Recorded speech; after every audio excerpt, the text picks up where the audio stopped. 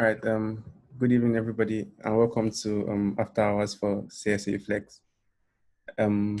We plan to go over a few things today, and hopefully it makes things clearer for you as we go on through computer science. We plan to go over a few sorting algorithms, so like bubble sorts, selection sorts. And then once we're done with those, then we'll kind of speak about recursion a little bit, memoization, and then we'll solve a problem using those two techniques. So we'll solve a code challenge that uses recursion and memoization. And then once you're done with that, then we'll speak about some of the problems you had to solve yesterday, so like the single number one, the moving window one, and then the products challenge. So yeah, that's kind of what we plan to go through today. And if you have any questions at any point, just feel free to unmute yourself and ask, and we'll do our best to get to it. All right. So without spending much time, I would start very quickly on sorting. Just a quick review. I'm going to share my screen. 1 second.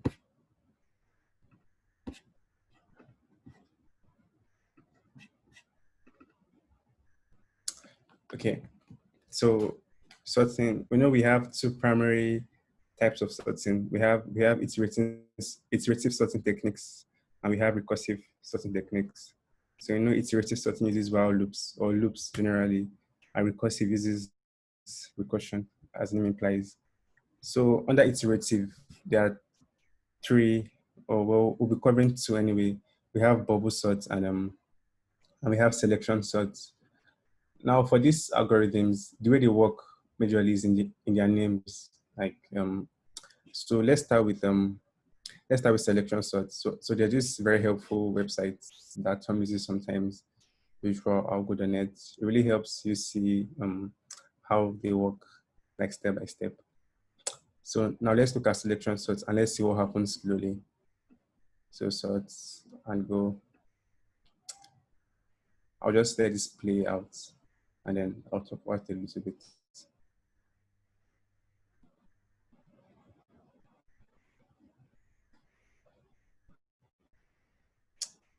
All right, I'm sure you can notice one thing already. We try and find the smallest number, and then once we find the smallest, we swap with the current number. Like that's all that goes on in selection sorts. We iterate a few number of times, and with each iteration, we find the smallest number and swap it with the current number. So I'll just play this again, just so you see it. And I'll make it a little bit slower. All right, so now let's start with the first iteration. We start with 3, then we go to 44, then 38, then 5, then 27, then 2. Now at this point, 2 is the smallest. So we expect 2 to be swapped with the current. Remember, we are the 0th index. So since 2 is the smallest, 2 is swapped with the 0th index. So that's what happens. Then we go to the index 1, and we find the smallest. The smallest at this point is 3. So we expect 3 to be swapped to 44 because that's the current index, swapping with the smallest number. So let's just see that happens.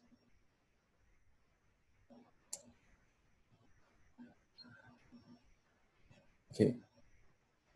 Now, yeah, that's just what happens. So now 4, then 5, and then it keeps going. Then just going to be faster. So it finishes up. So 4 and 5. Sorry, Milky, are you recording? I kind of forgot. Yes, I am recording, but you should start as well because I'm not sure about my connection. All right, out.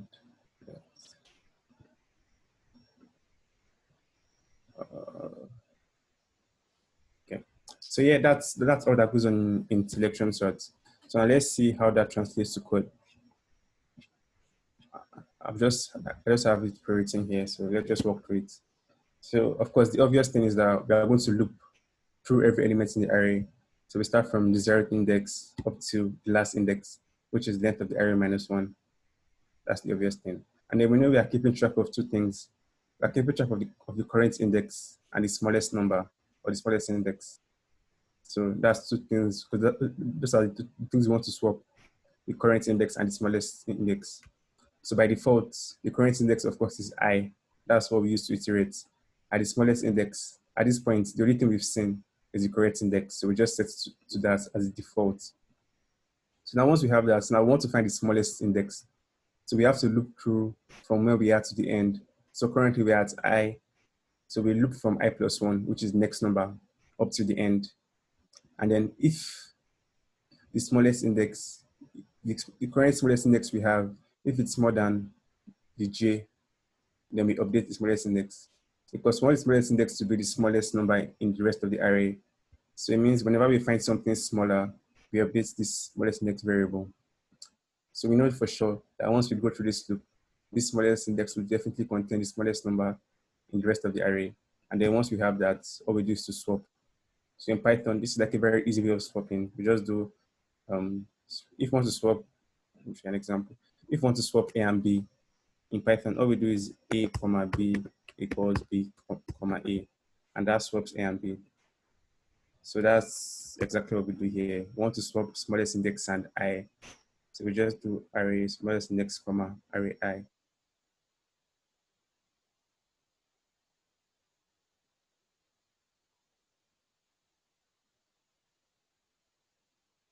We have two variables that are keeping track of the current index and the smallest index. And all we do here is to find the smallest index. And then once we find the smallest index, we swap. Can you guys hear me? Yes.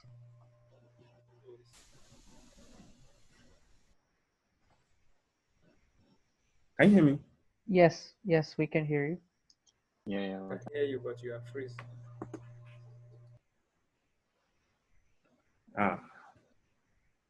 I'm not sure you guys can hear me because I can't hear anything. We can hear you.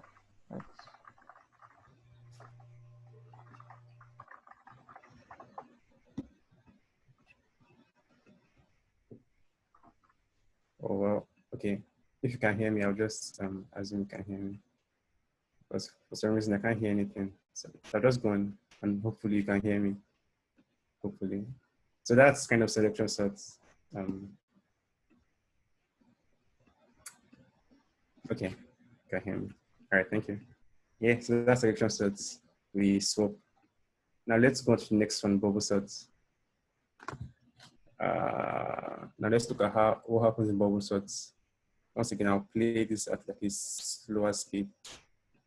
Then let's sort something. Okay.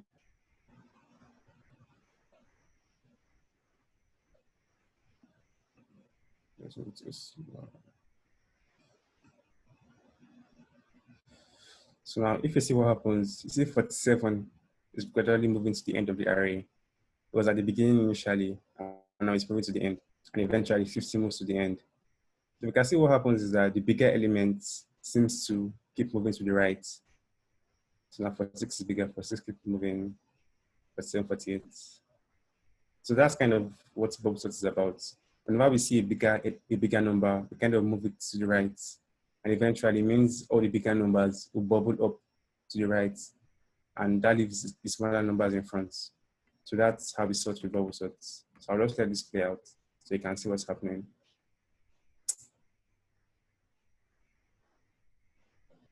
Yeah. So 27 goes up and this remain here. Then 15 keeps moving, 26 keeps moving. So you see how it gradually sorts everything by starting from the back. So it's a very simple algorithm. It just deals with moving numbers around. So now let's see how that's implemented in code. So bubble sorts, you see how short it is. Of course, since we are comparing two numbers, it means we are going to have two nested loops. So we have the first general loop that goes from the start to the end of the array. And then we have an inner loop that compares like from the current index up to the end. Or not really, but yeah, because we need to compare two numbers, and to get those two numbers, we need two loops. That's why we have two for loops here. And then all we do is to compare. So if array j, if the element at j is greater than the element at j plus 1, then we swap. Remember this way of swapping, and that's all that happens here. So let's just leave this as here. So now there's one optimization we can now add to that. So let's just start this again. Let's sort this. You see, with each time we sort something, when we sort for, the biggest element, that's 50 here, we don't have to sort this part anymore because it's already sorted. Like the yellow bit is already sorted. So now 48 is already sorted. So our sorting stops at 47. So this bit is already sorted. So when we are sorting, we can just restrict everything to the blue parts. So we don't have to get to the end because there's no point because we won't do any swaps anymore. So that's kind of like an easy optimization we can make to our algorithm. And that's why I added this -i-1 down here. So it means it doesn't have to get to the end. It keeps reducing by I each time. So when I is 0, it gets to the end. When I is 1, it leaves one element behind. When I is 2, it leaves 2 elements behind. So yeah, that's pretty much the bubble sorts. All we do is compare 2 items, and if one is bigger, we swap, and at the end, we return the array. So yeah, any questions about that? Yeah, can you hear us now? Yeah, for some reason I can't really hear anything. I think I'll just leave the meeting and join back. Okay, so I can't hear anything at all. does anyone have questions? Just a second. Does anyone have any questions about either selection or bubble sort?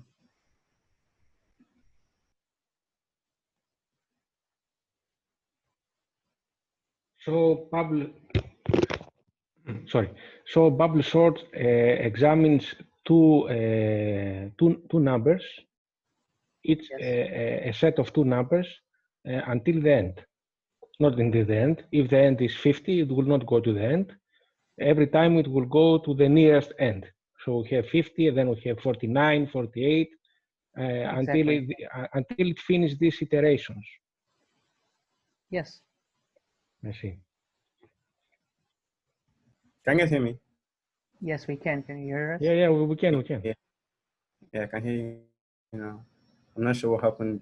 I'm not sure what happened earlier, but I couldn't hear anything. Yes, I was asking like any questions about what I said about bubble sorts and selection sorts. Can you explain again, Victor, the line that you said, length array I-1 Okay. in your code? Okay. So let's just see what happens again. In the bubble sort. Yeah. Understand. All right. Just put it So fast. we start with. Sorry. Put it fast because we know what's going on. Sure. Okay. So we start with this array. So now when you start sorting, for 7 moves to the end. But now for this next one, we don't have to get to the end because for 7 is sorted. Now we don't have to get to the end because this ends. So it's kind of like a way of reducing our problem each time we iterate. Because let me see if I can pause this. Because if we don't have that I-1, it means when we're sorting these parts, it would have to keep going to the end. And this part's already sorted. It doesn't have to get here anymore because it's kind of pointless. So that's why we have that -I. So when we start, I is 0. So any number minus 0 is the same number. So we get to the end. Then the next iteration, I is 1. So it subtracts 1. So it gets to this 38. The next iteration, I is 2. So it gets to this. I is 3, it gets to this. I is 4, it gets to this. I is 5. And it keeps reducing each time. So it means eventually just sorts like just these 2 elements. I don't have to do this entire thing anymore. So that's kind of why we have that. Just a small optimization trick. So does that make sense? All right, great. So any more questions or anything you want me to clarify on?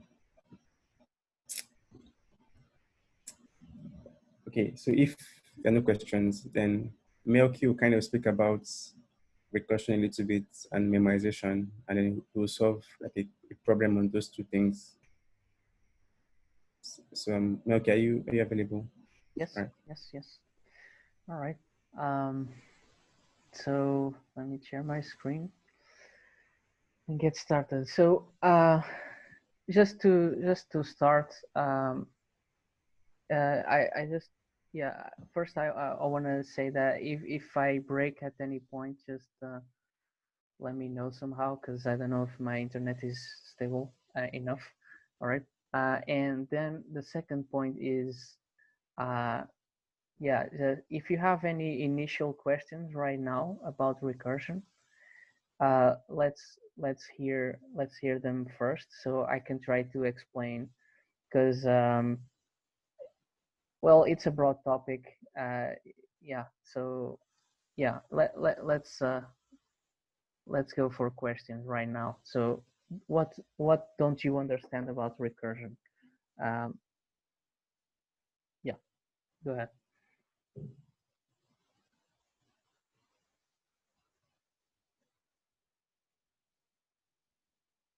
Well, I guess everyone understands everything. All right. So, okay, so I'm just going to give you a general definition, because otherwise I don't know what to tell you, right?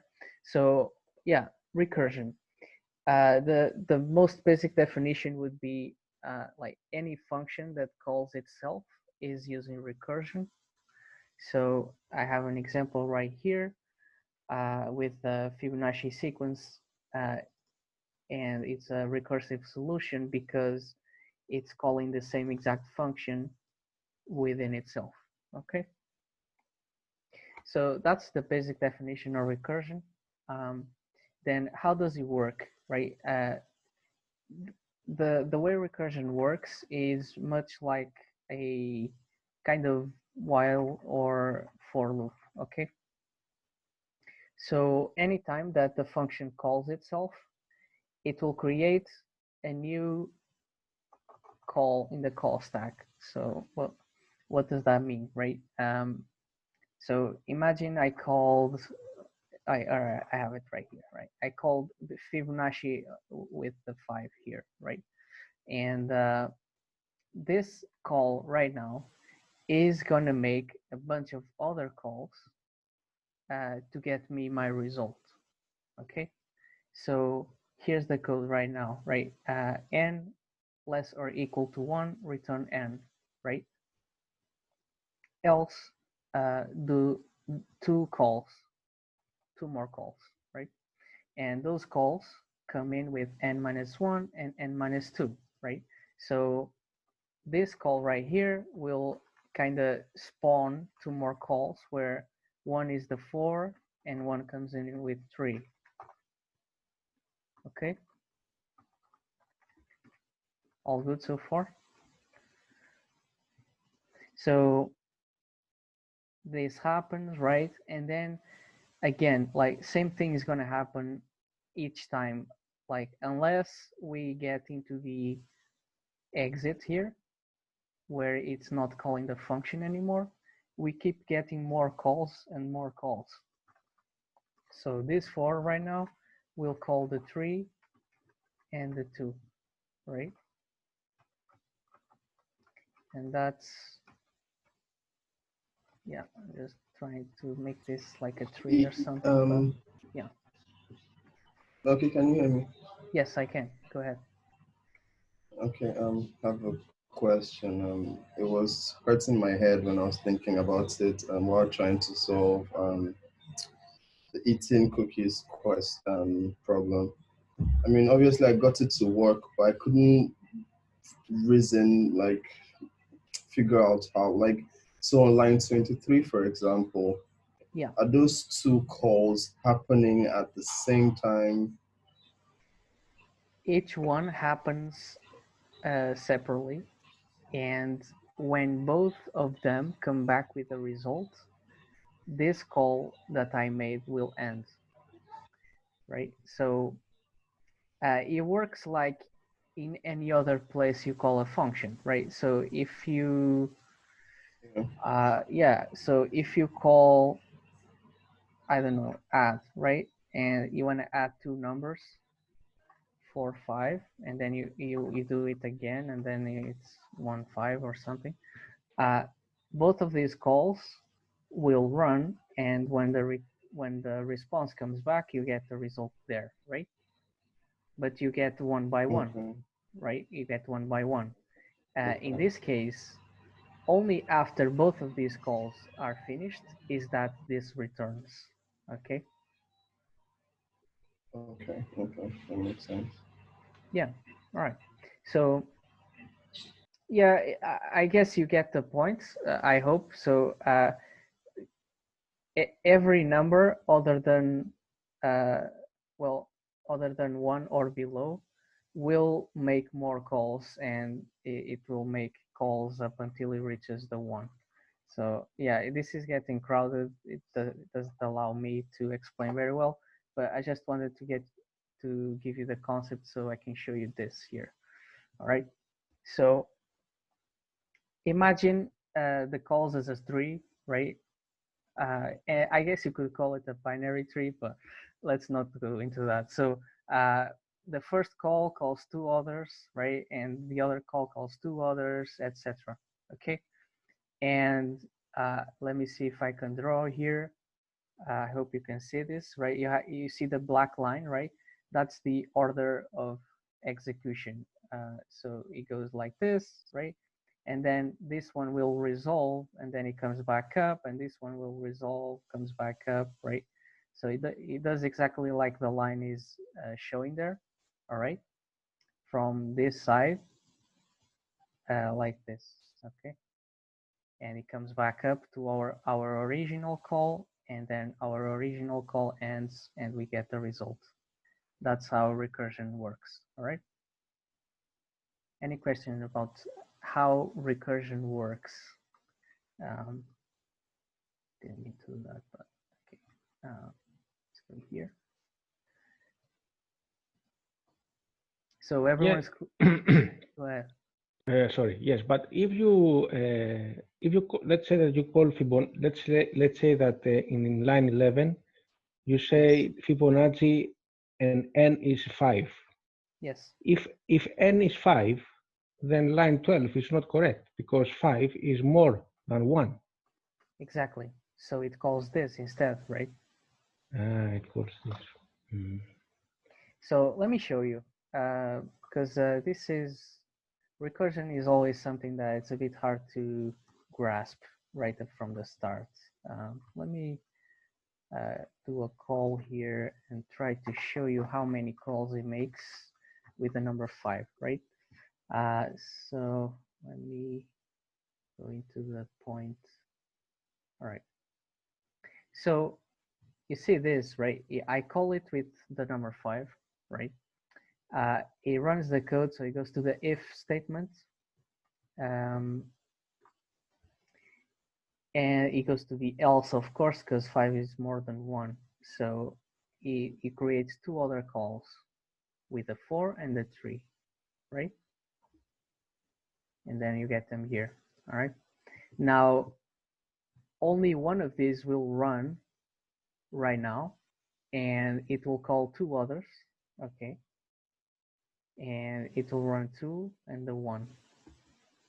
Because, yeah, this one was the first one to be called. Sorry, I guess it's this one. Yeah, I guess it's this one that's called first. So yeah, we get the 3 right here, okay? And then this call here with the 3 is still more than 1, and it's still gonna go here and do 2 more calls, right? And one of them is the 2 here that you get, and the other one, you get the 1, okay? All good so far? All right. So yeah, so this function here, like I'm calling the one with, I'm talking about this one with the 3, right? Is being resolved right now so that we can resolve well, half of the problem to do with the 5, right? So this one here is going to be like this. So this one, n was 1, so return 1. That's correct here, right? And then we get the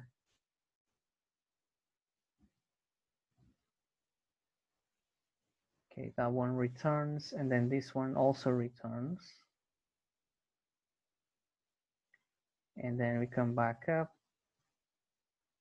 and now we're back on the call that we made with the tree at the beginning, and we get this value here. Okay, I did skip a bit, but yeah, I just want to give you the idea, right? So was that clear how it worked, at least from the tree up to getting a result to that call?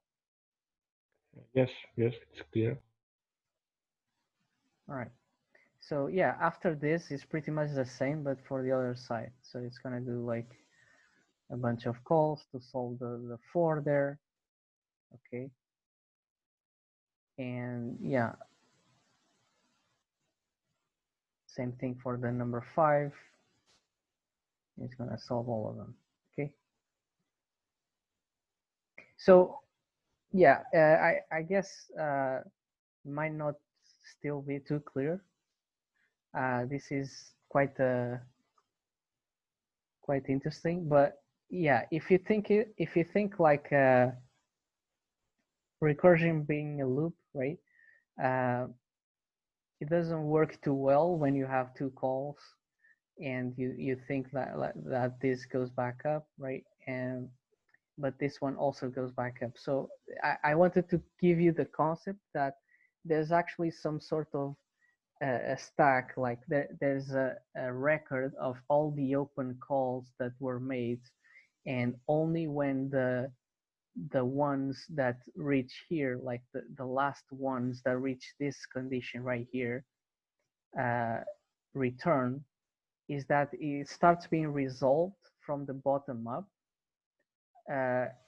and it starts being resolved, and when it reaches hour 5, all the other numbers were calculated already. Okay,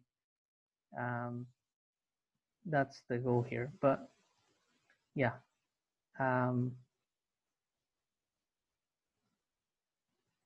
so everyone has a good understanding on how recursion works now,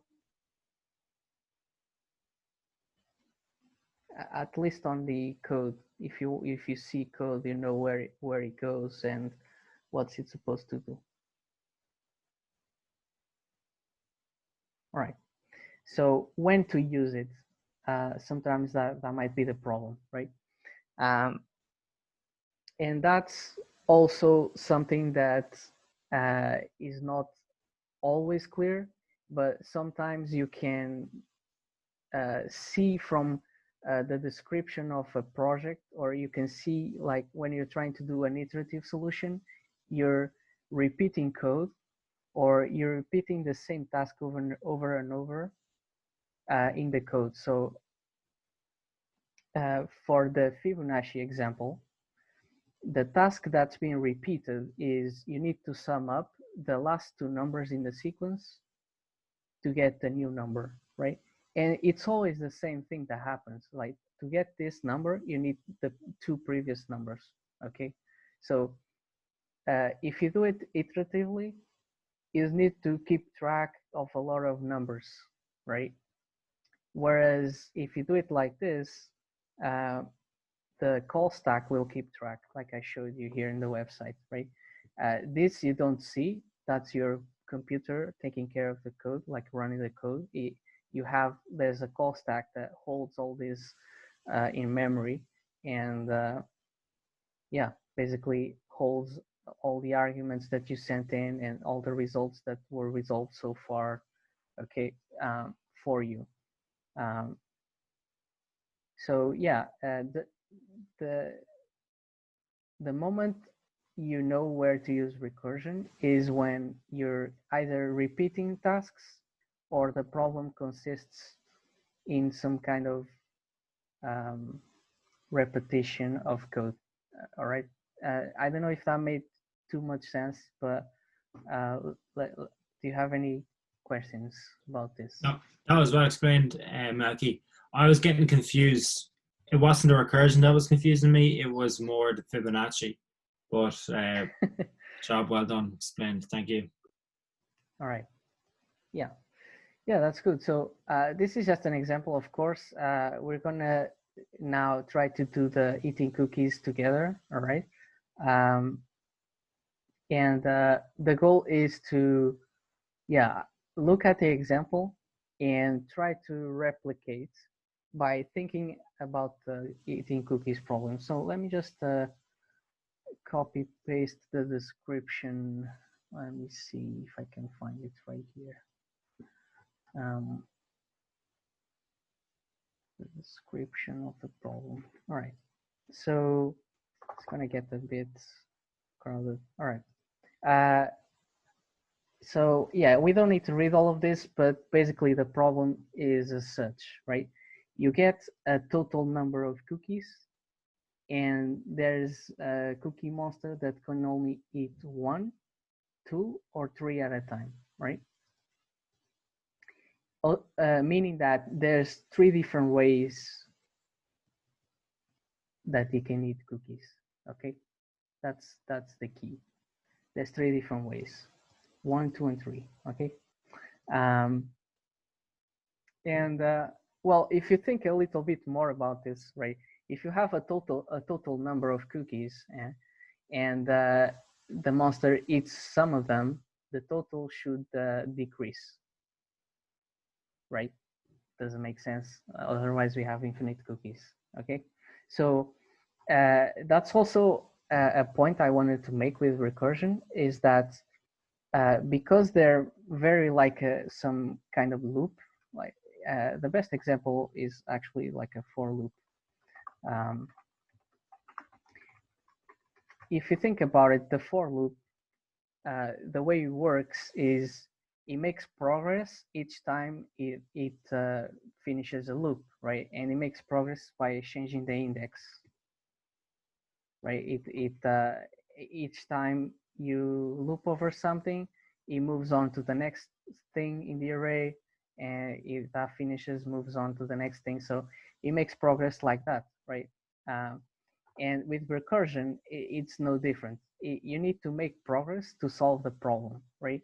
And the way to make progress is to change the input in this case, because that's how a function is called. You call the function and you send some inputs, some arguments, and because we're using recursion, our arguments is the way we make progress instead of an index in a for loop.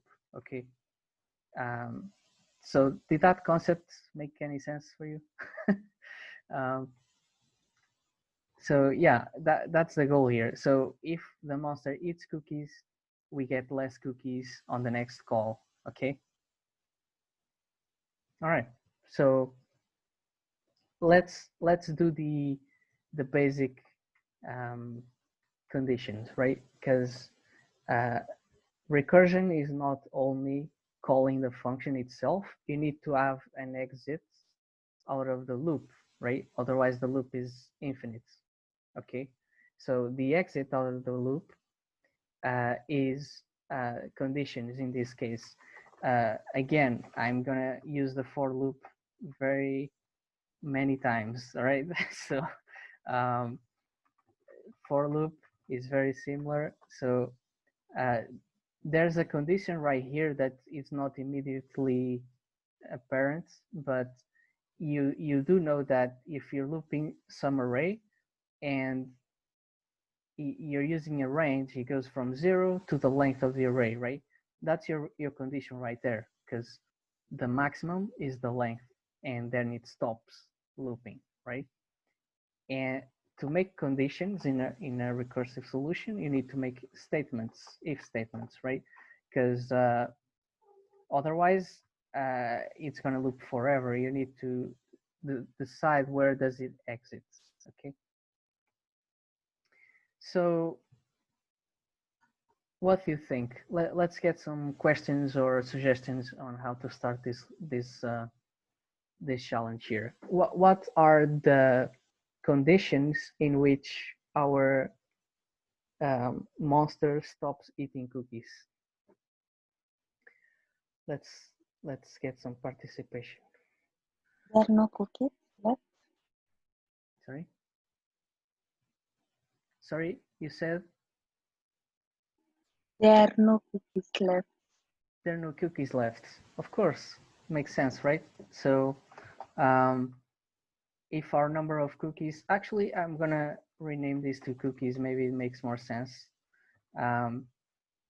Well, if we have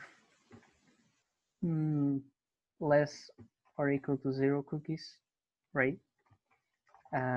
Then we have no cookies, right? Return 0. Is that clear?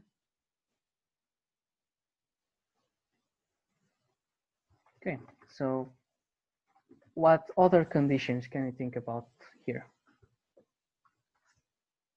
Actually,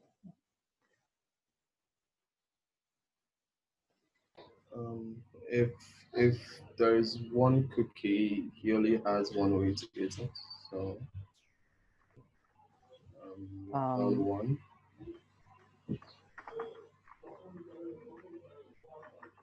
So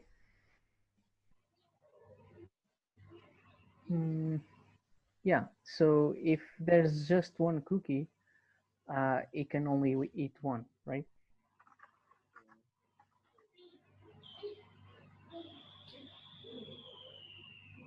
What else? Oh, sorry, here it's cookies. Yeah.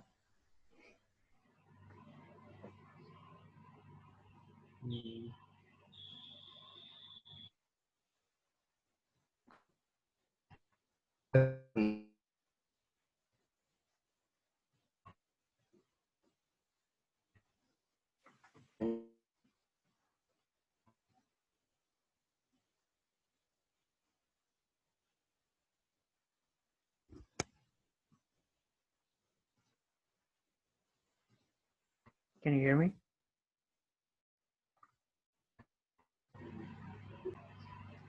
Yeah, can you hear me, guys? Yes, yes, we can hear you. Yeah, I think my internet is slowed down a bit. So did anyone say anything? I didn't hear. Are there any other suggestions here? Yeah. I was asking on line 39. Well, is it necessary to make that check? Yes. So the thing is, we need to return how many ways. We need to return the number of ways the monster can eat cookies, right? And if we just have the condition with a 0, well, there's always 0 ways. Like we're not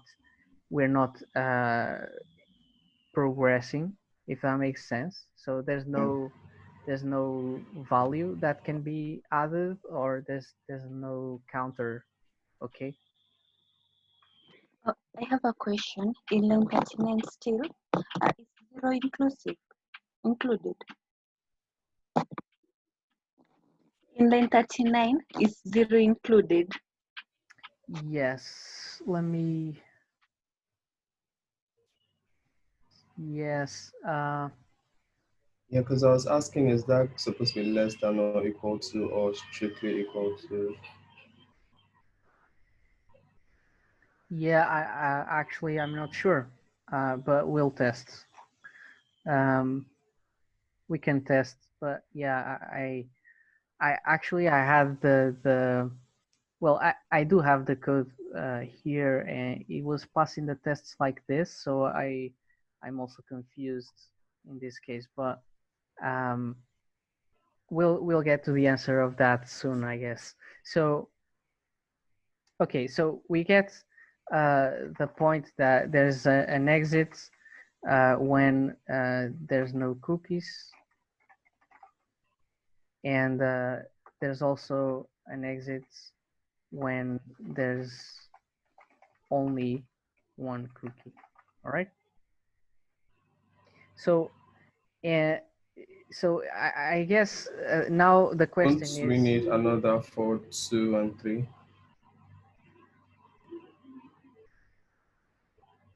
sorry, can you repeat? I think, don't we need like another exit for 2 and 3 cookies? So that's exactly what I was gonna explain right now. So the thing with that is it's redundant, and I'm gonna explain why, right? If the number of cookies is the same number that you're returning, well, here it's 4, right? Well, yeah, how do I?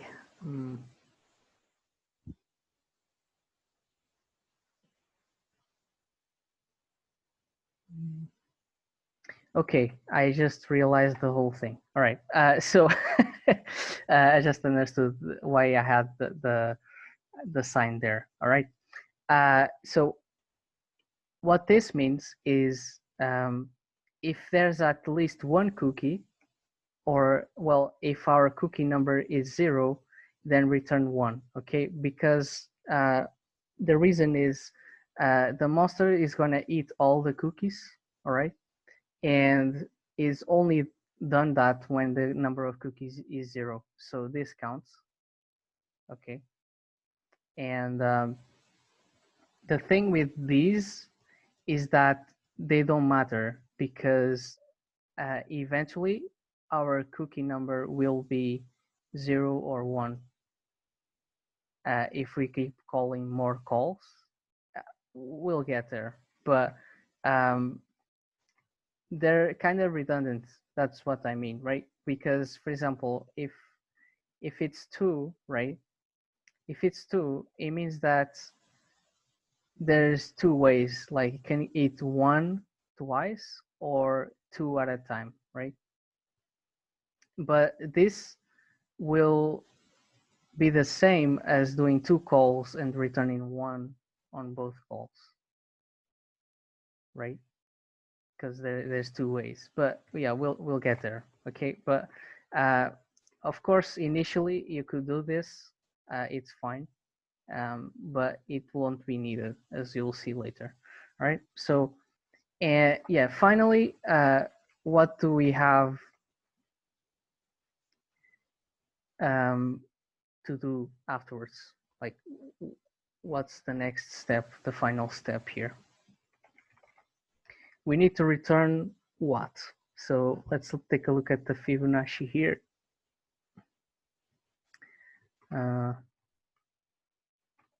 Let's try and do this. Okay. So yeah.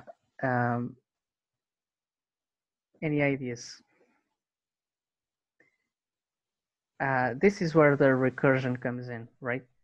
Yeah, just like the Fibonacci, we'll probably do n minus 3 plus n minus 2 plus n minus 1.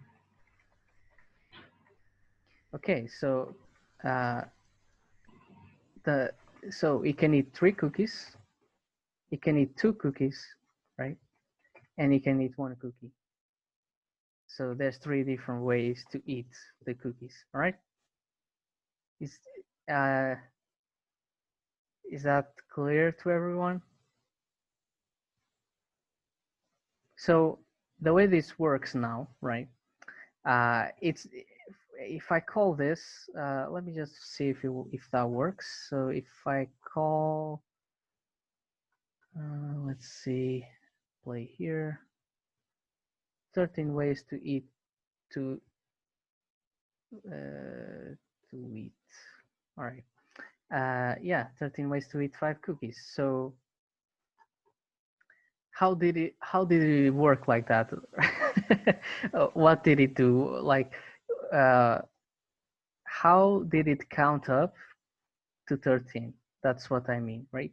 So does anyone have ideas here?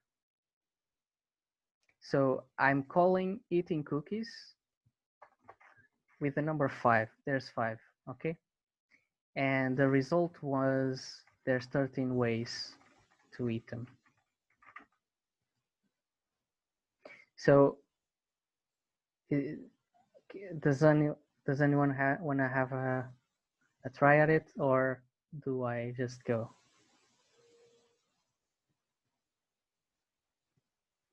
Sorry, come again. Do you want to have a try at it to see if you could count up 13 ways? Like if you could figure out how this code works here?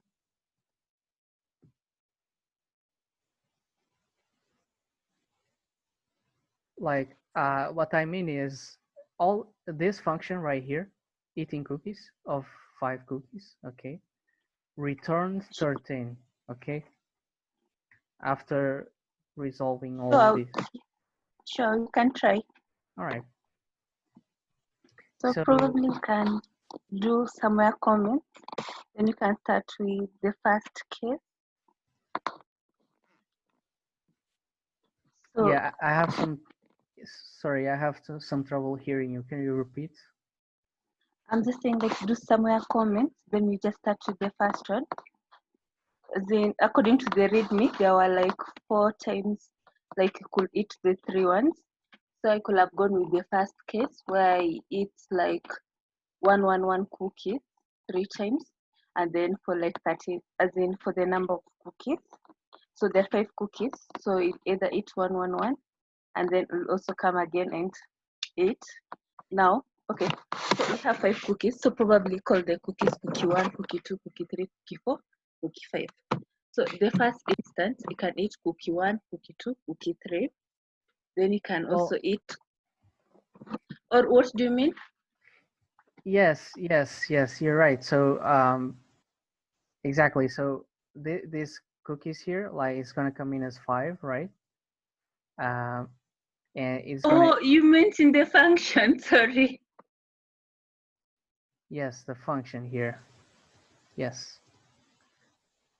But you were explaining it correctly. So yeah, the cookies, right, will get 5, okay, and it's gonna pass through all of this because it doesn't match any of these conditions, right? It's gonna call this call here. So let me try and do the comment here. Let's see if I can do this. So it's gonna do 5 minus 3, so we get a 2 here, right? So the monster ate 3 cookies here, and we got a 2. And what does that mean? It means that this call right here of eating cookies is receiving the number 2, right? And it's gonna go here and it's gonna return 2, correct? So this returns true, 2. So we get the 2 here, and then we get the plus, right? Plus this thing here, we get 5 minus 2. So let's do that. 5 minus 2, we get 3. Okay. So 3, we return 4, correct? Is that clear? All right. So we return 4 here from this call right here. Okay. Let me just place it below the text. Yes, makes more sense. All right, and then plus this one, right? This one, it's 4, right? We have 4, so we have 5 minus 1, 4, right? And 4 does not match any of these conditions. And what happens now? It goes back. Exactly. It goes again. Yeah. It goes again. There's like 3 more calls that are done. And these calls now start with cookies being 4, and they do 4 minus 3, 4 minus 2, 4 minus 1, right? And all of those will return. And yeah, so I guess we'll have to do those. Let me do that. So we get a 4 minus 3, we get a 1 here, so it returns 1, right? Then here we get 4 minus 2, get a 2, and it returns 2. This is right here, and here it returns 2, right? And here it does, oh, I did it again. This is up here. Okay, so this call right here will do 4 minus 1, and we'll get the 3, which will return 4, okay?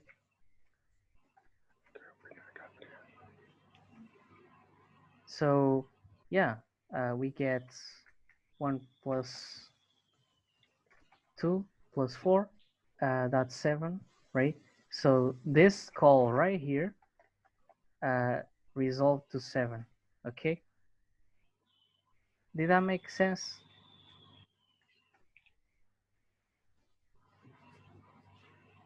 Yes, it does, but I have a short question.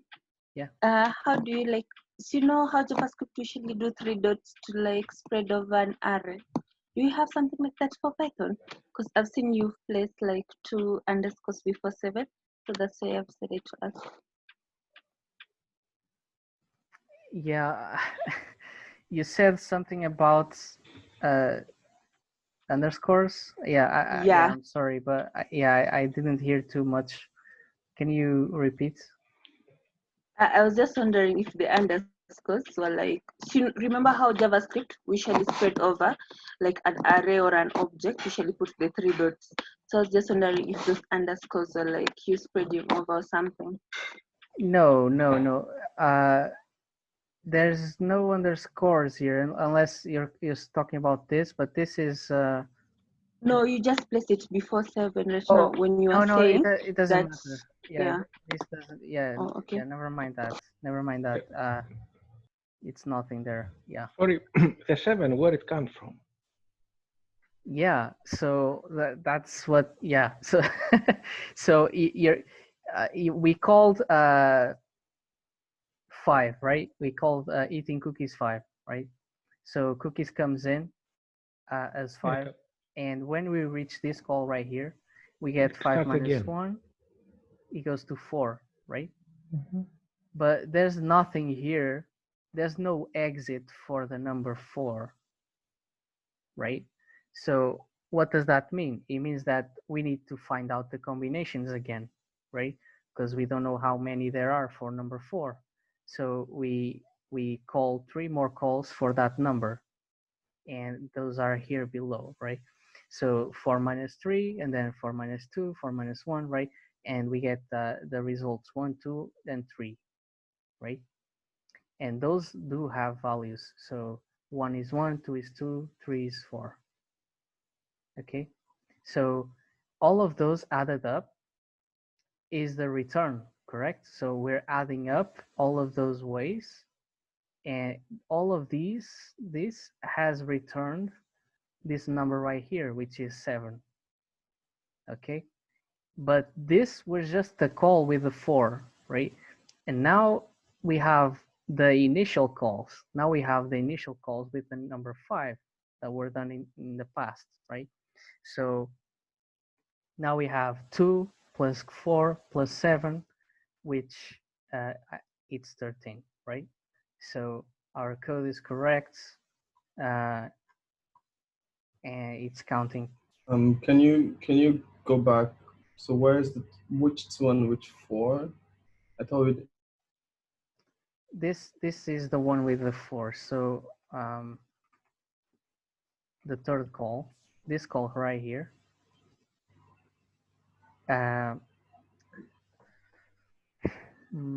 So the first call, okay, is this one with the 5, okay, and cookies is 5, okay, so we get 5 minus 1 here, right? But then you need to keep in mind, like, this function here is the same exact function, right? So it called itself, but with 4, right?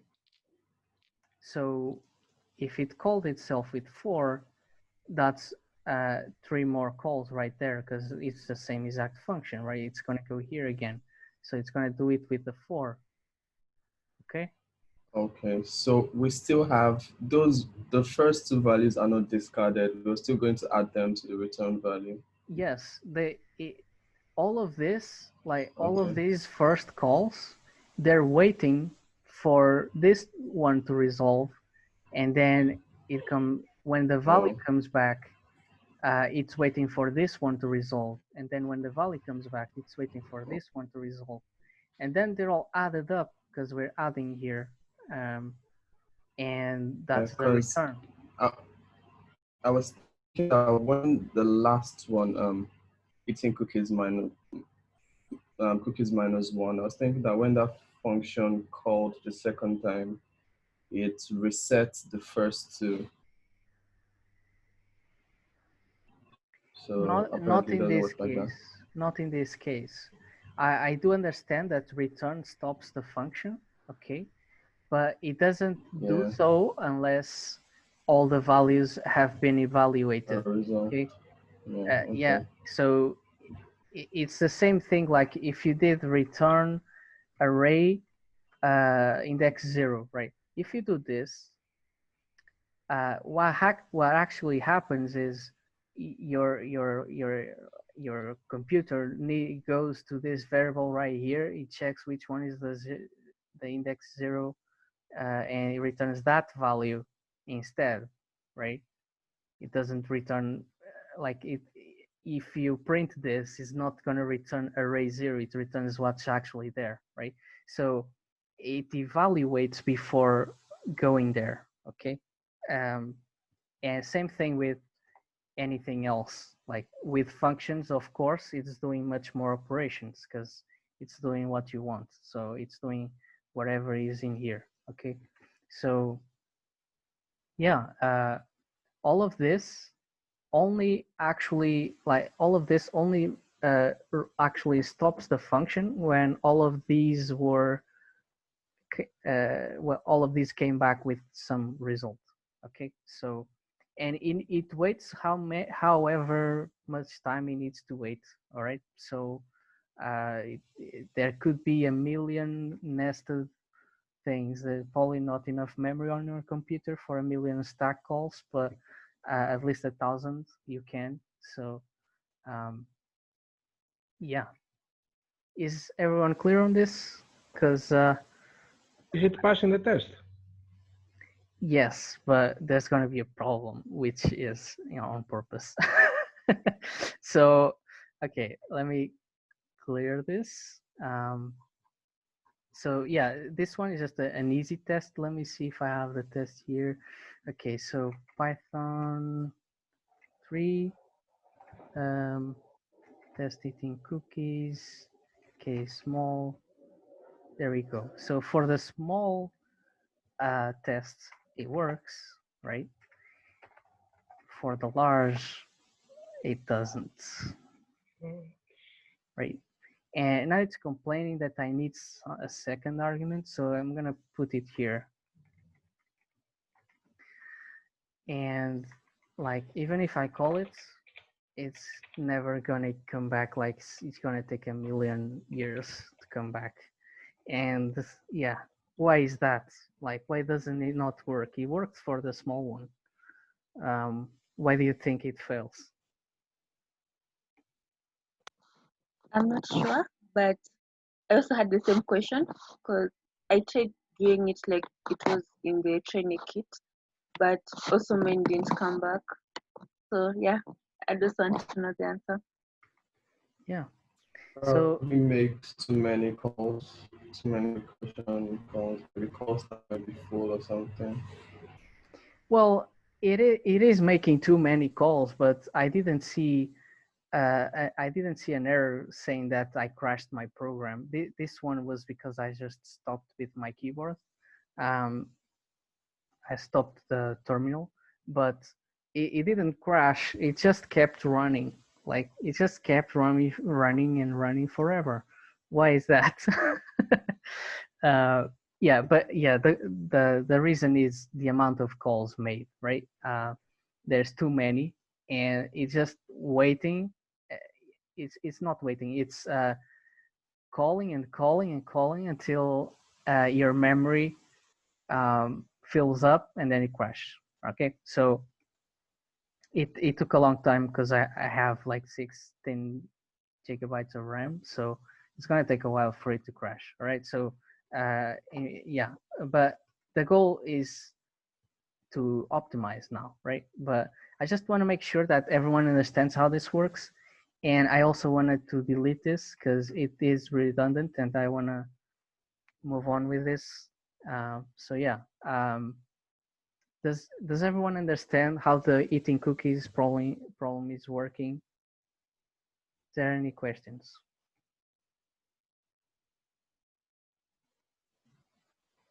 All right, so I'm just gonna delete this and run the tests again. I'm gonna show you why it works. And the reason it works is because it just makes more calls to resolve, okay? You saw that I did here like a 5 minus 3 and it gave me a 2 and instantly returned the 2 because I had the condition here, right? But even if I don't have it, it will eventually work because it will just do more calls until it reaches 1 or 0.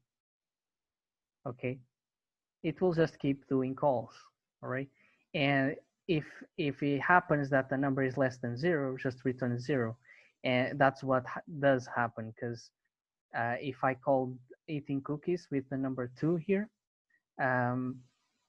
what would happen is, oh sorry, yeah, what will happen is it will call all of these 3 calls again, correct? And then it will be 2 minus 3, and well, that's impossible, right? So we get minus 1, right? So this way of eating cookies is not possible. Therefore, return 0, it doesn't count. Does that make sense?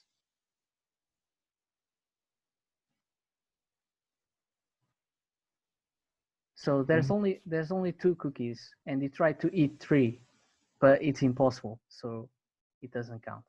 It's 0. What's the point of the second argument? Cache equal to empty string. Yeah, this one. Yeah, this one. Yeah, this one is going to be for afterwards. I just wanted to show you the tests, but this one is an optimization. All right, but right now I just want you to understand why it works without these if statements here. Okay, is that understood? Like even if I have 2 cookies right here and it tries to eat 3, it will return 0 instead of 1 because it doesn't count. It's impossible. Okay. So how then are we telling it that the monster can eat 2 and 3 cookies? So what will happen is this, right? If our cookies is the 2, right? We get this one is 0 plus this one is 2 minus 2, which is eating cookies 0, right? So 0 goes into here, so it counts as 1. It is possible to eat 2 cookies when you have 2 cookies, right? So and then we have 0 plus the 2, sorry, plus 1, right? And then this one does 2 minus 1, so it's eating cookies with the number 1 there, and it returns 1, so it's 0 plus 1 plus 1, which give you 2, which, yeah, that's the result, right? Is that clear? So even though eating 3 cookies is not possible, it doesn't mean the others aren't, right? The others can be, and they add up. If like they add up, like this one is 0, but this one returns 1, and this as well, right? So Melky, why the first one is 0? Well, 2 minus 3 is minus 1.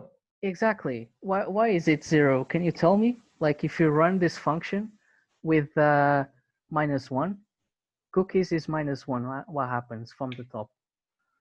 If cookies is minus 1 is less than 0, return, return 0. Return 0, right? Yeah, If correct. it's less than 0, it's impossible. There were not enough cookies to eat, all right? So it doesn't count.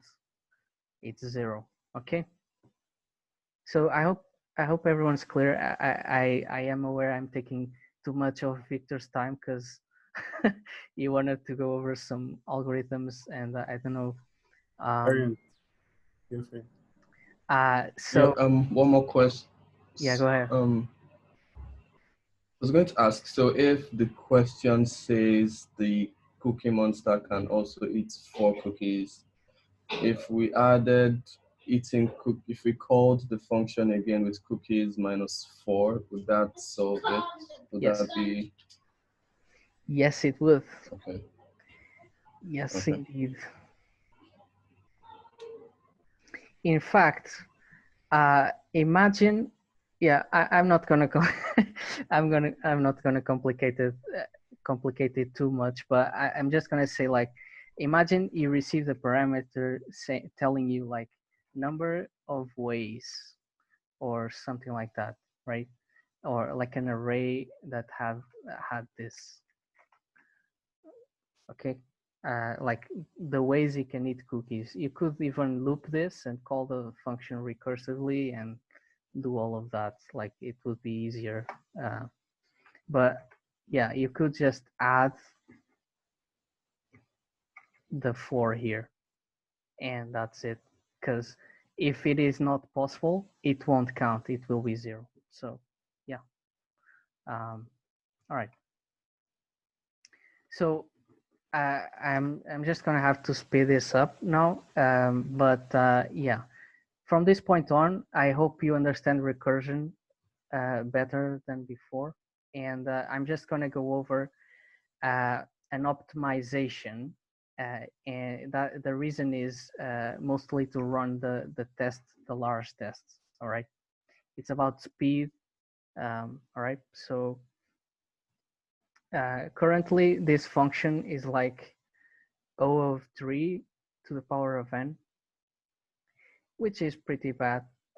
So what happens is we need to start caching up some of these results. Okay. So let's see what's the best way to explain this. So I'm going to start up a cache. And I'm also, I'm going to call it a different name. Okay.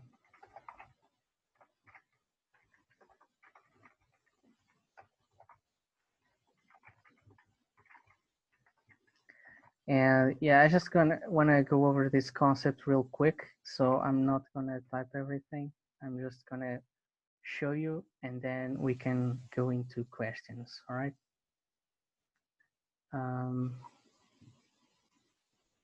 Yeah, yeah, maybe not this yet. Maybe just this. All right. So place and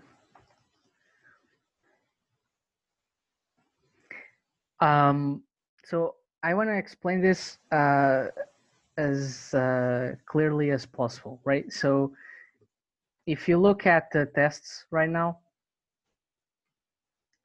and you look at the large test right here, you can see that it's sending you an empty array with zeros, like it's sending you zeros for some reason, right?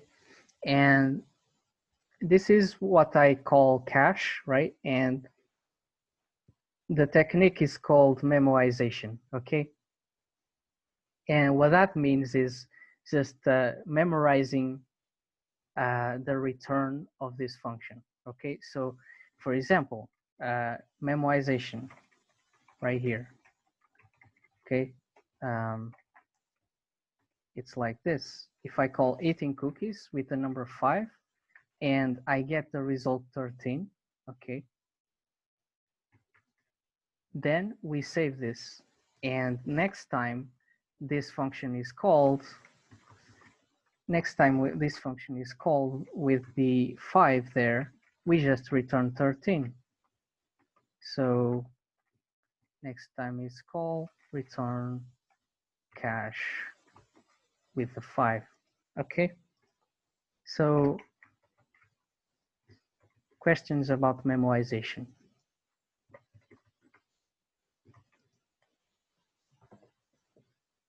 Like memoization is just a way to memorize. That's the meaning of the word. Okay, it's memorizing the result of this call right here. Okay, eating cookies 5, right? If I want to save that, the best way is to use a dictionary. But yeah, we're going to use an array just to try it out with the test. But you can also use a dictionary. But yeah, the goal is just to correlate your input, so you're receiving 5, with your return, which is 13. Okay. And yeah, I guess if there's what was the example there? Like 3 cookies, it can eat 4 times, right? So the 3 would be 4 here. Okay. Does this make sense to everyone on what memoization is trying to achieve?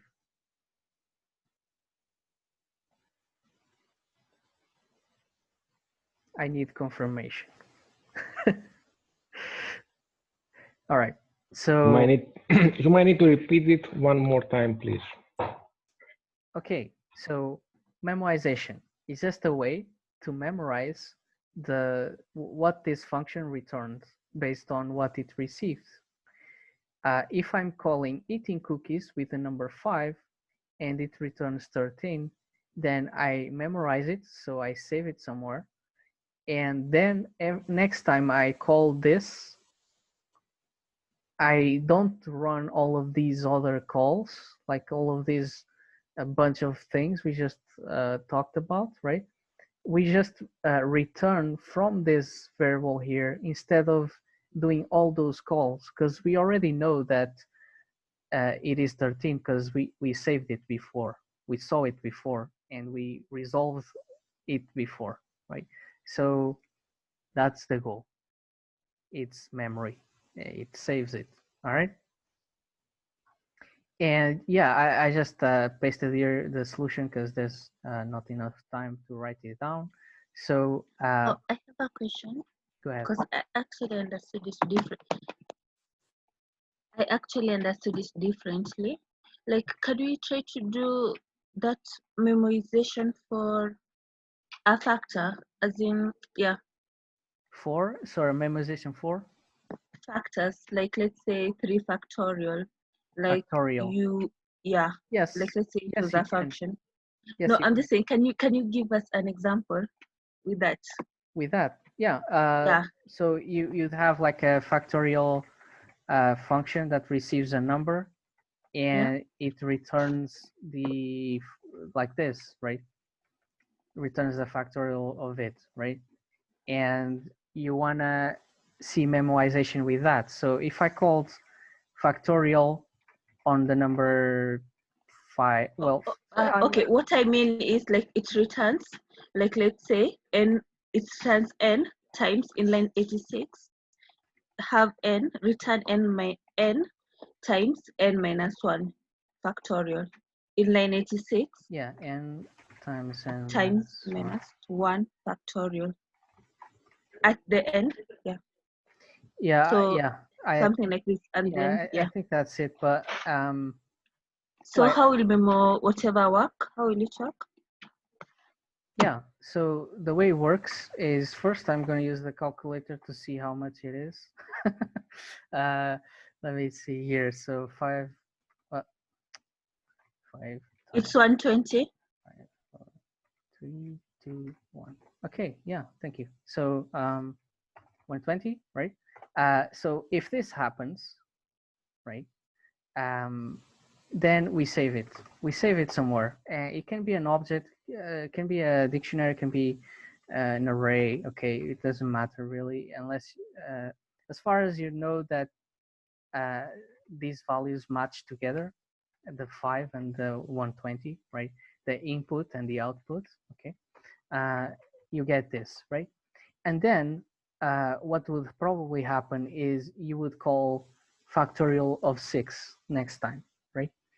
And this time, you know that it's going to do like times factorial of 5, right? And times factorial of 4 and all of that, right? But because you already have this, you can just return this part from the memorization we have here, like the memory, or I don't know, cache, right? So you could just return it from the cache instead of calling more calls with the other ones. Oh yeah, Okay. that kind of makes sense, but I think I understood it the other way. So like in line 1, when it does this for factorial of 5, it also does for factorial of 4, and then it in line 1, after like probably at the end of line 1, it does now for 4, then it does for 3, and then it does for 2, then it does for Yeah. 1. That's how I understood it. As in, and then you are just like putting 1. So I was just wondering whether that was the case. You even sometimes say, I'm trying to say, like here in line 91, you've just in the cache, you've just done once. But I was just like thinking, you know, when this factorial Yeah, this function will, will of run, course, yeah, it will it will do for the all of other one. those. Yeah, it will do Yeah. all of those. Yeah, indeed. Yeah, indeed. So memoization, it's like includes all of that. Like Yes. the cache will have everything. It won't just only have one value. That's my question. Yeah, it will have how many different inputs you have. Like, I don't know, maybe you call this function 5 times. You will have Yeah. 5 values that you called. Or if Okay.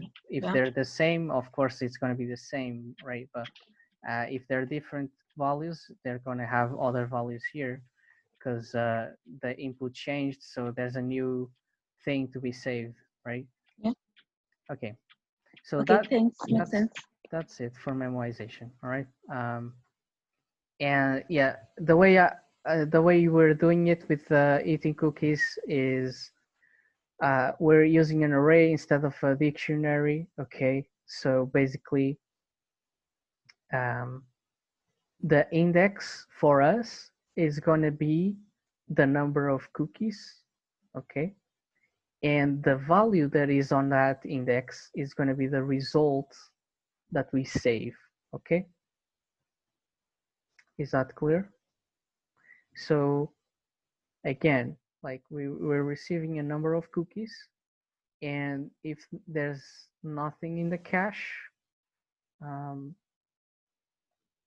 we create an empty cache. Okay, they're all zeros, but they're like if we're called with 5 cookies, there will be 6 zeros. Okay, is that clear? Okay, yeah, I have a question also there. I'm just like kind of thinking. No, I'm not kind of thinking. When I was working on some function, we had like this syntax, and then I was like having issues with it. Why can't we just like have an empty array instead of doing 0 times the number of, yeah? Yeah, we need the index to be correct, and we need to have it immediately when we want to save the result. And yeah, we cannot append because it's going to be out of order, right? It needs to be in order. So what I mean is, this is our cache right here. Okay. If I called this function right here with the 5, we'll get 6 zeros. Okay. And what this means is that our indexes, okay, will be 0, 1, 2, 3, 4, 5. Okay. And these indexes are correlated to our number of cookies, and the value that you're going to place in the array is going to be what the function eventually returns. Okay, so I do know that for 5 we're going to have 13, and for 3 we're going to have 4, 2, 1. Okay, so does this make sense? Yes, it does. Thanks. So this kind of helps us because after we construct the cache, we do the usual conditions, right? The 0, if it's less than 0, return 0, 0 or 1, return 1. But before we go into the recursive call, we check if it is in the cache. So if our number in the cache, so imagine 5 again, if our number of cookies here is in our cache, like in this index right here, right? So if I had 5 cookies, we'll check in the 5th index, right? Index number 5, I mean. So if it's more than 0, then we can return the cache instead because it was resolved before and we placed the value there. Okay. Is that clear? So our value is saved, so we don't need to process all of this. Okay. And yeah, of course, if it's not in the cache, so if it is 0 for some reason, then we do all the recursive calls. We keep passing in the cache to keep it updated. Okay. And then we save it. We save the result. So we get the result here from all the calls. We save it in cache and we can return now. It doesn't matter, okay? As long as we save it here. We save it in the cache. And now next time this function is going to be called, our cache is going to have much more data and is going to be able to return much faster. Okay. So yeah, the goal here is to not do duplicate calls, duplicate recursive calls, because that's why they do like a bunch of them. So I'm going to run the tests and move on. Yeah, is there any questions? Expected indents. Yeah, this is it. Okay, the large test is working now, and it worked in like 0.001, so it's pretty fast. It's as fast as the small one, I guess. The small one is even faster now. All right. So yeah, questions about cache or memoization, however you want to call it.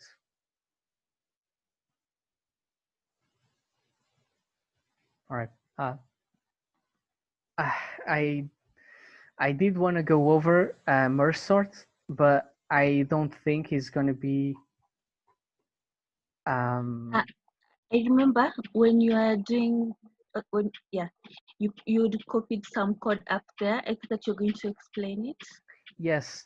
I'm not sure. What do you think, Victor? Do we? Yeah, go ahead. Go ahead. All right. So yeah, exactly. So what you see here is what you call pollution. So you have caching and you have your function eating cookies in the same place, and it's pretty weird, right? Like you're contaminating this function, which was very cool and small with this caching stuff. So what you do is use a decorator, is what you call it in Python. It's called a decorator. So I'm going to do that. But it's going to work differently. Yeah, so let me just go back to the normal code.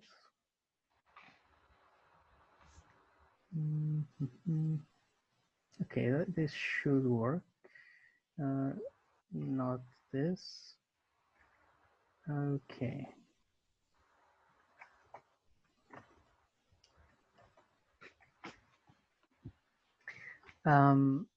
And yeah, let me just place these pieces all together, and then we can go on to the explanation. All right.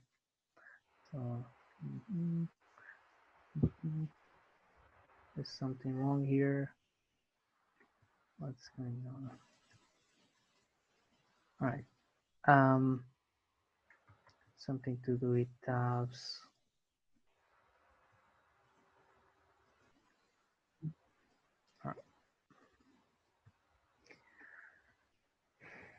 Mhm.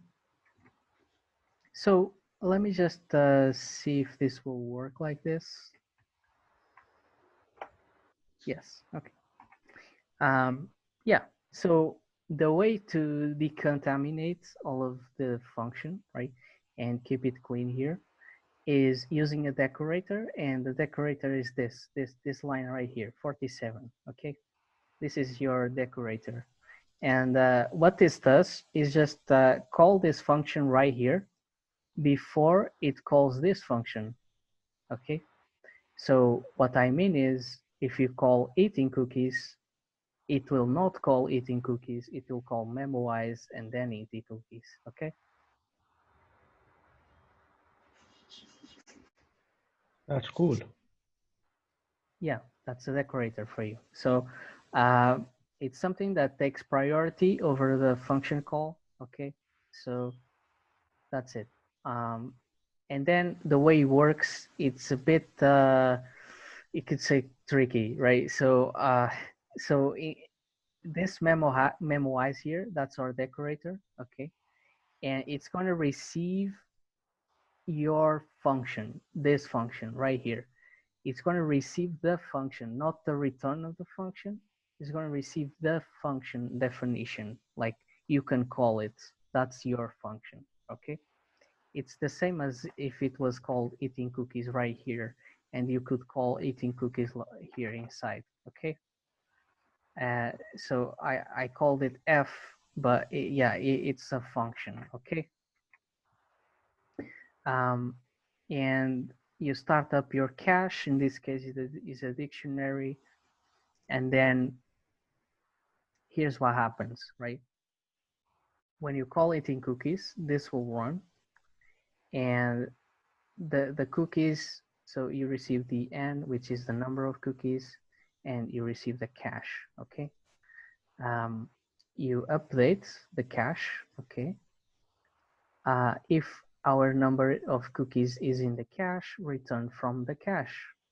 It's the same logic as before. It just it's extracted to another place, okay?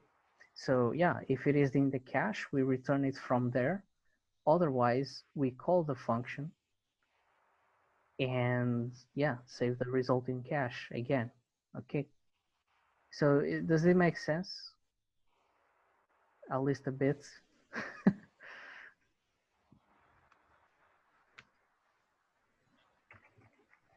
In line 38, the memoized must always have two values, two arguments. No, this is our function. So our function has the number the and the function. cache, right? It's just that, yeah, you need to declare them, otherwise it doesn't work, okay? So they need to be there. And as you can see, like I'm having to update the cache because this one here comes empty, right? So I need to update it with the one here. And then I check if it is there, some result. It's if it is not, right? So if it's not going to return. So it's not going to do this, and it's going to go here. And this F here is our eating cookies, okay? It's the same as calling eating cookies. Okay, so it's going to call the function we have, and it's going to get the result for us because we didn't have it in cache. So yeah, that's how it works.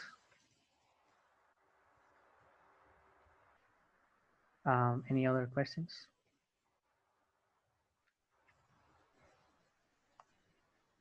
I'm not expecting you to instantly understand this, but yeah, I do want to hear anything you have. Yeah, because yeah, it's not like you need to understand this right now, but it's kind of useful for many things. So it would be nice if you did. Yeah. In line 38, the C. What will happen if you just call it cache like in line 48?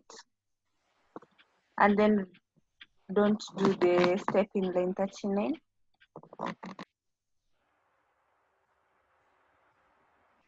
You're saying this? Is this what you're saying?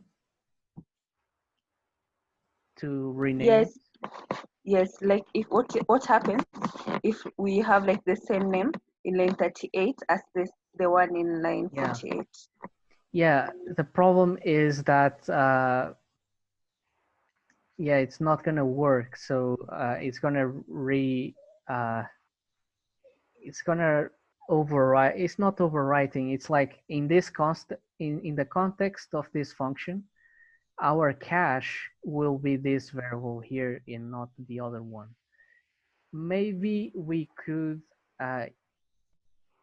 do something like non-local cache. Maybe that works.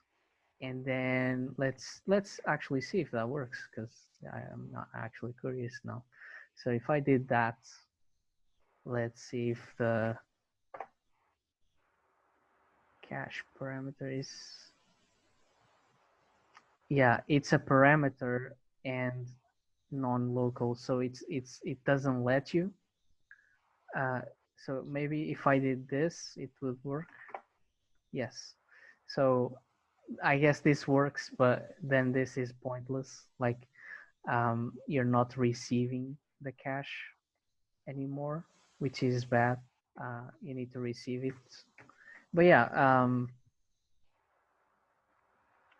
I guess. So I the guess last it question, would, yeah, go ahead. in line 48, the cache, can we call it anything else? Yeah, you can call anything. This is an argument, okay? This is just a variable for input, so you just call it bananas or something, right? It doesn't matter as long as Okay. you. So if we have like in line 48 bananas, so here we can use bananas in line 38. Oh, this doesn't matter as well. You can call it apples. It doesn't. Yeah, But they're it does. not related.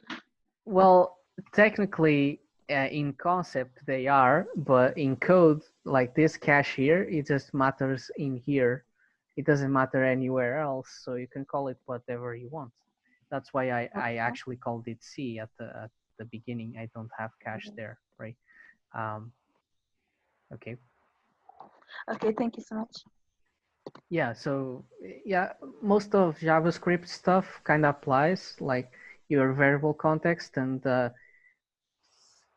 like how the variables get the values from the previous context. Okay, so it's kind of same thing. Like if you declare this here, it's only for this here, right? It's not gonna go up here. Yeah. All right. Anyone else? I was thinking it goes there because of the decorator, but yeah, thanks for the clarification. Yeah. So yeah, again, so if I call 18 cookies, okay, if I call 18 cookies, what actually happens now is it calls the function that it's returned right here, okay? So what does that mean? Let's look at it like this, right? This memoize here, it's kind of an expansion to this eating cookies function, and it's going to run first and change the function to this one, right? This is my eating cookies now. It's not the one that was here. It's this one. That's the one that's going to call here, okay? And yeah, the code that's going to be called is of course this one that I defined. So it checks cache, and if it's not in cache, it calls the actual eating cookie, the normal one, okay? So yeah. Makes sense. Thanks. All right. I've pretty much gone like half an hour over time or something. I was gonna talk about the merge sort to like expand on the recursion, but we did talk about a lot of recursion. So if you have any question about merge sorts, yeah, just let me know. I'd prefer to move on. to other problems.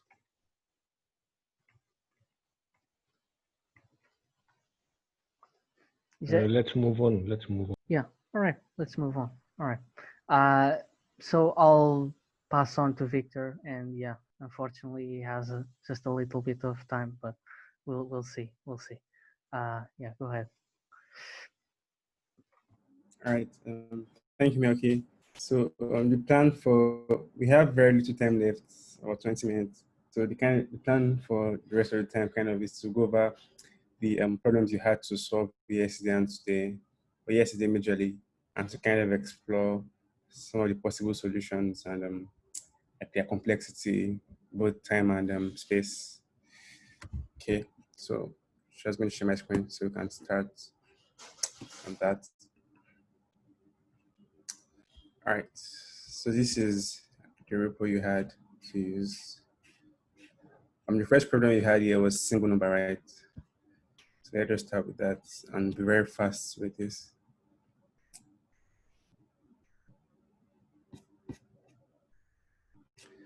All right, so we have an input where each number is duplicated except one, and that's return that one, like the only single number.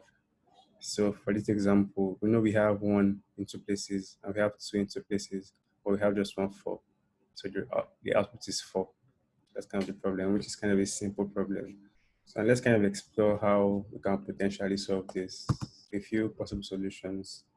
So let's just call it single number. I'm taking an array.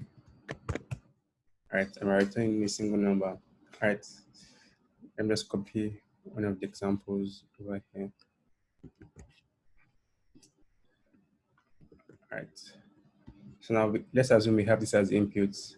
We know once we return 4. So how do we keep track of which number is repeated just one time? I mean, a simple way of doing this, right, is we can have a dictionary, right? We can have a dictionary like this, and then each time we see a number, we add it to our dictionary.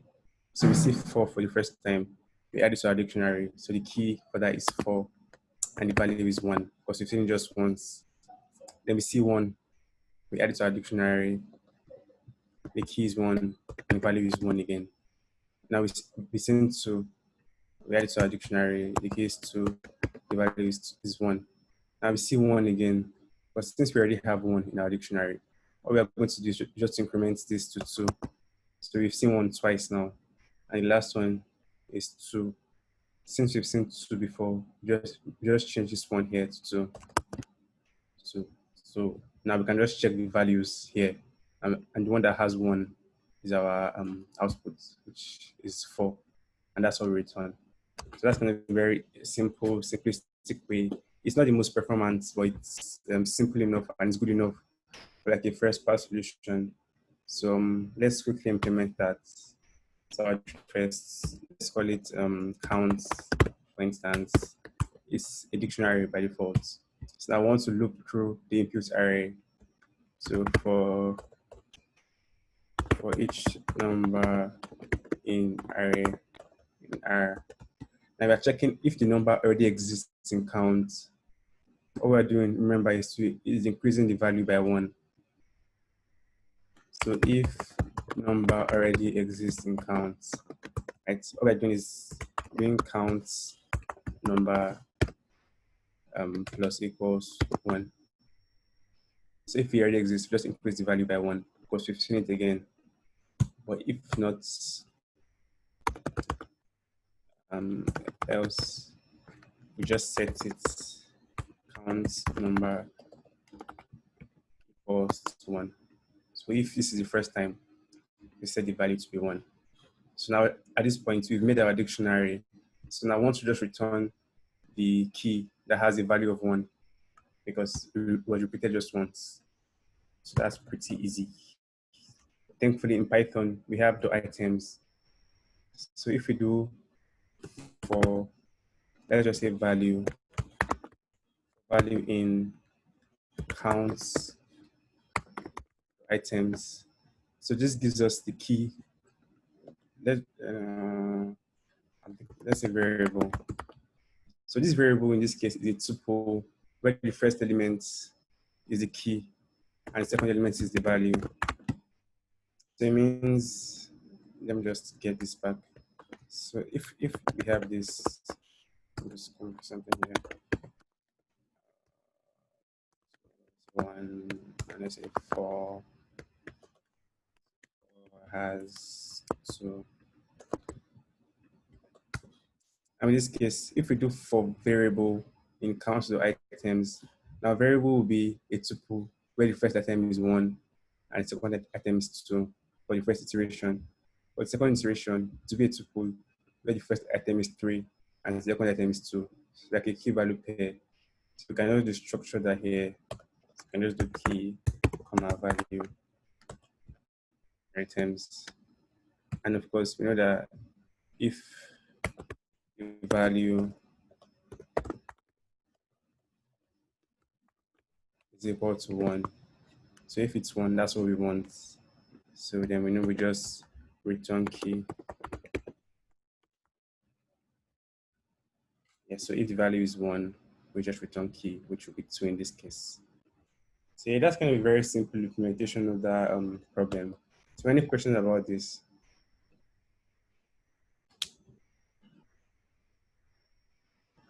Is everyone clear? It looks like. Okay, so let's go on. Now let's go back to the same problem.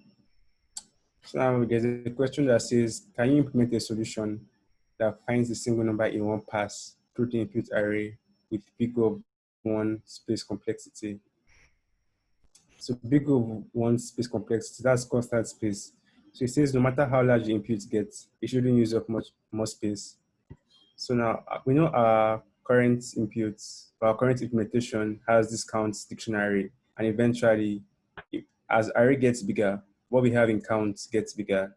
So it means our space complexity is big of n because it varies linearly with our inputs. So now, so how can we do this with constant space? It means we can't store anything extra apart from our inputs. Well, thankfully in Python, we have this very handy operator. Let me just open up my terminal. Okay. Sorry. Let me make this bigger. So we have this bitwise OR operator, bitwise exclusive or bitwise XOR. So it's this caret symbol. So now the unique thing about this is if you do, for instance, if you do 4 XOR 4, sorry, let me go to Python first. And if you do 4 XOR 4, it gives us 0. So if you XOR a number with itself, it gives you 0. But if you XOR 0 with any number, so as 0 XOR 4, it gives you 4. So there are 2 unique things about this operator. If you do the XOR of a number with itself, it gives you 0. And if you do XOR of 0 with any number, it gives you back that number. So using that, let's assume we have the input array, the same input array. So we have, let's paste, let's copy the example from here and paste it here. So now let's do the XOR thing. And now let me rearrange this a little bit to make it easier to understand. Let's make this so. Okay. Okay. So we know the output should be 4 because 4 is the only element that appears just once in this array. Now let's try using XOR to solve this. So let's start from the first one, 1. If you do 1 XOR 1, remember a number with itself gives you 0. So 1 XOR 1 is 0. Now 0 XOR 2. Remember 0 with any number gives you the same number. So 0 XOR 2 gives us 2. Now 2 XOR 2 gives us 0. And then 0 XOR 4 gives us 4, which is what we want as the output. So it means if we XOR every number in the list, the output is the only single number in that list. Does that make some sense? Now, do you want me to go over that again? Okay, I'll go over it again. Please go by it. All right. So now we have this input array. 1 is in 2 places, 2 is in 2 places, and 4 is in just 1 place. And we know the output should be 4 because it's the only single number in this list. And I want to use XOR to solve this. And then we know there are 2 helpful properties of XOR that make it very useful. The first is if you XOR a number with itself, it gives you 0. And the second is if you XOR a number with 0, it gives you back that number. So 4 XOR 4 is 0, and 0 XOR 4 is 4. Now, let me use a different example here. Let's try 8 XOR 0 gives you 8. So any number with 0, give back that number. Right? So now let's use the same example we had. 1, 1, 1, 1, 2, 2, 4. Right? So now we start from the first elements. The first 2 elements, we do 1 XOR 1 because we want to XOR every single element in this list. So we start from the beginning. 1 XOR 1. We know that a number with itself is 0. So 1 XOR 1 is 0. Now 0, that's 0 XOR 2. We know 2 and 0, or 0 and any other number gives that number back because 8 XOR 0 gives us 8. So 0 XOR 2 should be 2. Now 2 XOR 2, that's 0. And 0 XOR 4 gives us 4, which is the output.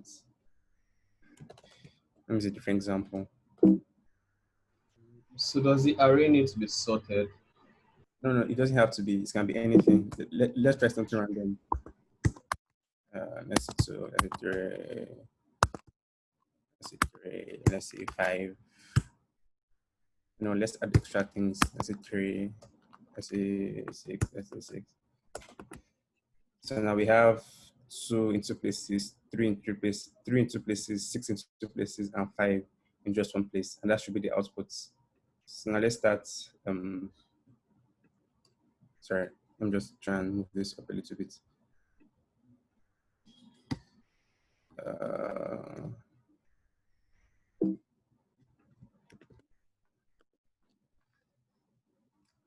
Yeah, I kind of want to reset this thing so it goes up.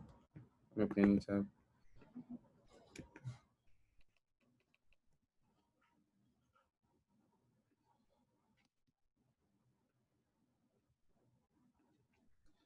Okay, so the main properties of XOR, once again, let's just use some examples here. 2 XOR 0, I'm going to Python. 2 XOR 0 is 2, 2 XOR 2, 0. Let's just, for good measure, let's do 2 different numbers, is 1. All right. So if we have 2, 3, 2, 3, 4, 5, 5. So this is our input array. Of course, from here, we know the output should be 4. So now let's walk through this one by one. So let's do 2 XOR 3. From here, we know 2 XOR 3 is 1. So that's 1. So that 1 XOR 2 is what? That's still 1. Then the 1 XOR 3 is still 1. Then 1 XOR 4. What's that? Sorry, 2 XOR 3 is 1. Then 3 XOR 2 is 1. Then 1 XOR 3 is still 1. Then 1 XOR 4 is still 1. 1 XOR 5 is 1. And 1 XOR 5 is 1. Well, that should be 4. Yeah, so I think it starts at 0 because the variable starts at 0. Sorry? The variable you're using to do the XOR, right? One of them is it starts at 0 right at the start, and it compares with the first elements. Yeah. So remember we have let me just start writing this so it will be a bit clearer. So let's try this again. Version 2. It takes in the array. So we'll have let's say product, or let's say total equals to 0. And then that's what we're going to use. So now let's say for each number in the array, what we want to do is we want to multiply or want to XOR the number by total. So once total to be equal to total XOR number, right? So, because we want to XOR every single element in the input array, and it starts from 0.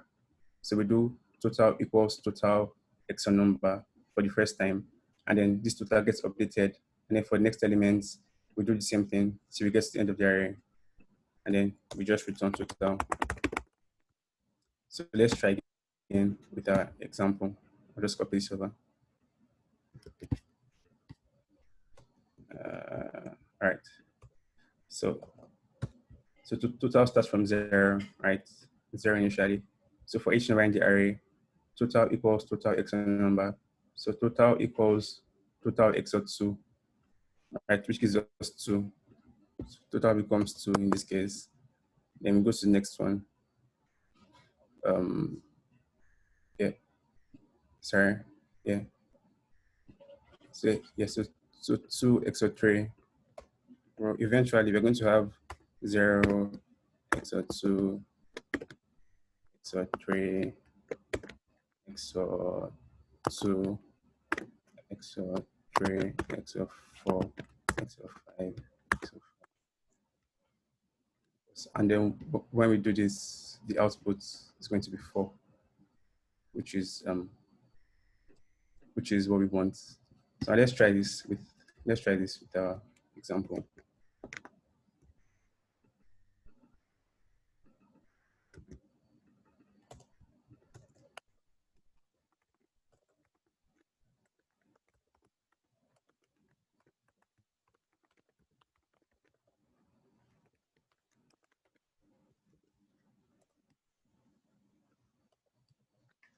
You're still gonna need the total equals 0, I think. Yeah, for sure.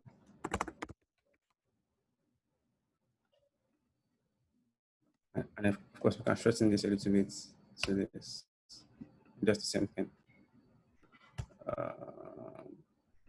So I'll just copy this to the terminal because this isn't saved.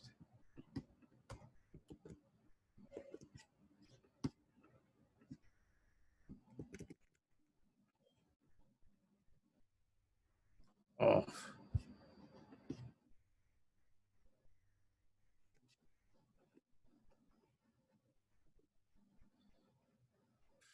Anyway, I guess I'll just save it. Looks like I have some indentation problems there. Let's call it single number, I guess.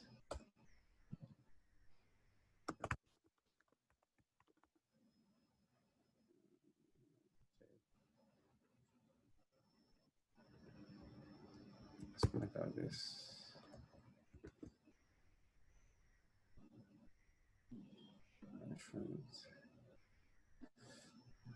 Oh, wow. Yeah, let me save it elsewhere. Sorry. Yeah, because it's saved in my home directory. So it looks like it's then permissions for that. I'll save it in desktop.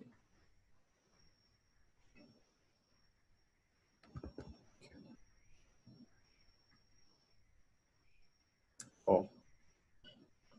Huh.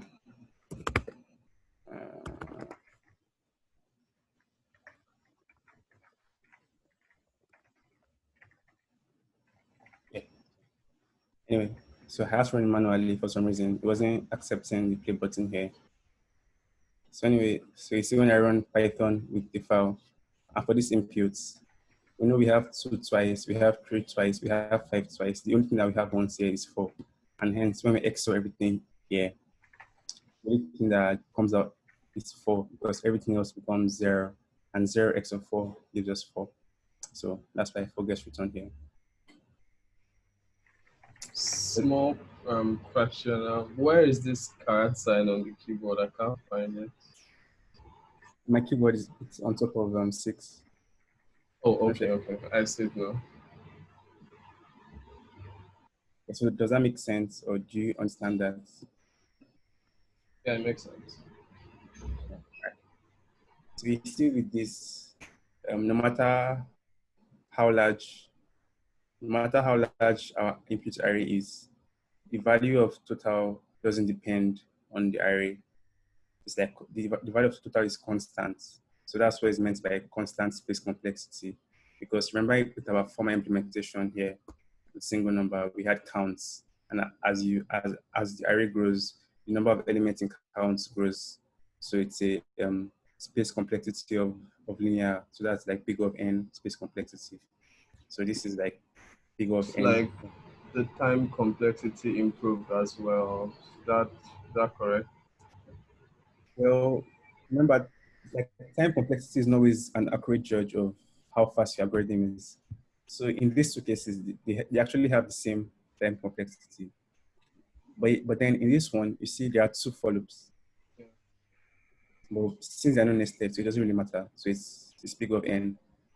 But this, we have just one for loop, and it's still big of n. So of course, this is clearly faster, but that doesn't reflect in our time. The algorithm is, it only shows you how the speed varies with changes in inputs. And that's what it shows you. So it's not really an accurate judge of your speed. So yeah, we plan to go over a few others, but we're kind of out of time. And yeah, we don't really want to like get into your time. I see, but it was okay. It was okay, guys. It was very nice explanation. Thank you, Melky, for the recursion and for the memoization. Yeah. Yeah. I told a little bit because this language, this word is more French than English. So yeah, I also just sent in chat so you can understand like what's going on. Some code that you can try on yourself, like in your computer to see like the outputs. I don't know if you want to see it, but Victor, the single sorry, Melky, Victor, the single number is on event. ON event. Sorry? The single number. What is the time complexity? Yeah, it's big of n. Big O-N. Yeah, big of n. But space is big of 1, constant. I see. all right. Yeah. We were yeah, like Victor said, we were supposed to do 2 more. That was MVP for yesterday. So I think we'll just post some solutions, I guess. I don't know if we're allowed, but we'll see. But yeah, we'll post some solutions or something else that might help you. And yeah, I think that's it. Yeah, I would like the solution to the eating cookies problem, the one with the cache. Not the one with memoization. That one is too tricky for now. The other one. With the memoization. I mean, 2 of them are memoization. I mean, not the one with the function declaration. I mean, just the first one. Yeah, we can post all of that stuff in the channel there. Probably on the after hours channel below the meeting link. So yeah. All right. I think that's it. And yeah, I'll see you all tomorrow for the sprint, I guess. Good job, guys. Thank you very much for this 2 hours battlefield with algorithm. It was nice. Thank you, guys. All right. See ya. See you.